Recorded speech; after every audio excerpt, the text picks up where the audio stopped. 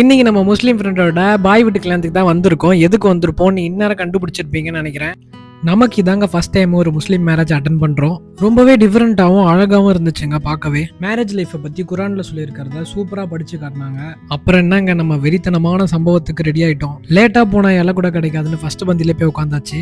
கல்யாணத்துக்கு வந்ததுலேருந்து நம்ம ஆவலா வெயிட் பண்ணிட்டு இருந்த நம்ம தலைவனையும் ஒரு வழியா பார்த்தாச்சு. எப்படா நம்ம இலைக்கு வரும்னு சொல்லிட்டு நம்ம எக்ஸைட்டடா இருந்தோம். ஆனியன், பிரெட் அல்வா, கத்திரிக்காய்னு நம்ம பிரியாணியோட பெஸ்ட் காம்போவான நம்ம சிக்கன் 65 ஒரு வழியா நம்ம இலையில வந்து அப்படி அழகா லேண்ட் ஆச்சுங்க. அப்புறம் என்னங்க சுட்ட சுட்ட ஆவி பறக்க மட்டன் பிரியாணி நம்ம இலைக்கு 2 பெரிய பீஸோட அழகா வந்துச்சுங்க. இதுக்கப்புறம் எதுக்கு பேச்சு, ஒன்லி வீச் தான் ஒரு புடி பிடிச்சாச்சு. பாய் வீட்டு பிரியாணினா பாய் வீட்டு பிரியாணி தாங்க. அங்க பாருங்க ஃபர்ஸ்ட் பந்தி சாப்பிட்டு முடிக்கிறதுக்கு முன்னாடியே பின்னாடி செகண்ட் பந்திக்கு வந்து லைன் பெருசா நிக்க ஆரம்பிச்சிட்டாங்க.